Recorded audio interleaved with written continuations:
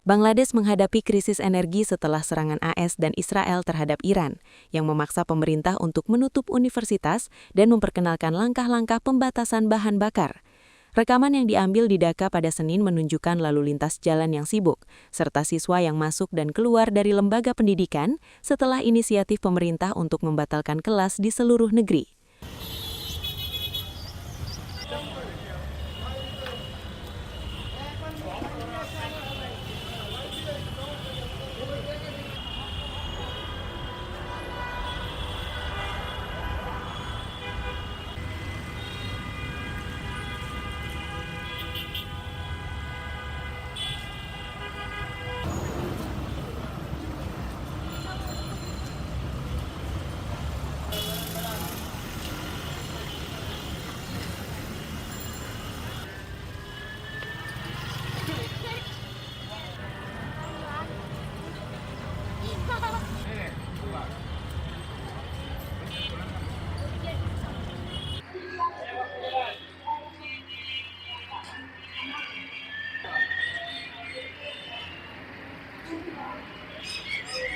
বর্তমানে যে সংকটটা তৈরি হয়েছে, যে জ্বালানি তেলের সংকট ইরান আর ইসরায়েলের যুদ্ধের কারণে, তো এইটার একটা মুখ্য কারণ হতে পারে যে বিশ্ববিদ্যালয় বন্ধ দিয়ে দিচ্ছে, যাতে গাড়ি চলাচল মানে কমে যায়।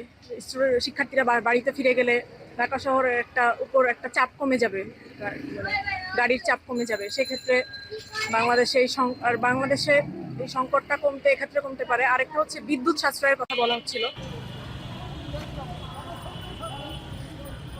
আপু, আপনাদের কি এখনো বেরোচ্ছে না? বহির্বিশ্বের যুদ্ধের কারণে বাংলাদেশের সেই প্রভাবটা পড়েছে এবং এর জন্য জ্বালানি সংকটের একটা সম্ভাবনা তৈরি হয়েছে, এবং যার কারণে সরকার সিদ্ধান্ত গ্রহণ করেছে যে বিশ্ববিদ্যালয়গুলো ছুটি দেওয়া দরকার।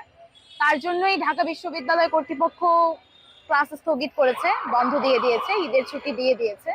এবং আমরা আশাবাদী যে এই যুদ্ধ তাড়াতাড়ি শেষ হবে, এই সংকট থেকে আমরা তাড়াতাড়ি মুক্তি পাবো।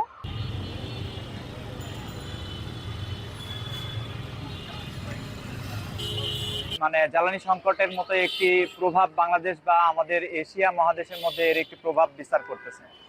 সেটি বাংলাদেশে এটির প্রভাব বিস্তার করার কারণে বাংলাদেশে এখন অনেক জ্বালানি সংকটের কারণে পরিবহন সমস্যা বা অন্যান্য যে কোনো ধরনের গ্যাস তেল এই ধরনের সংকট বিরাজ করতেছে।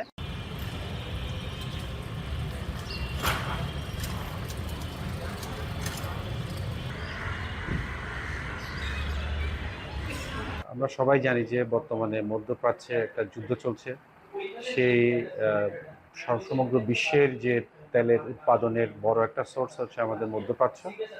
সেই মধ্যপ্রাচ্যে যেহেতু এখন যুদ্ধ পরিস্থিতি বিরাজমান, এই কারণে সমগ্র বিশ্বে জ্বালানি সংকটের একটি পরিস্থিতি তৈরি হয়েছে, যেটি এসে বাংলাদেশেও পড়েছে।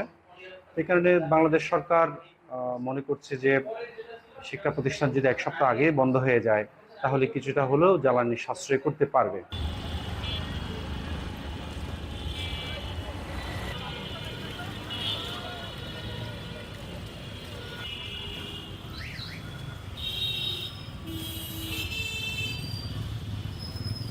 Jelajahi cara baru mendapatkan informasi. Download Metro TV Extend sekarang.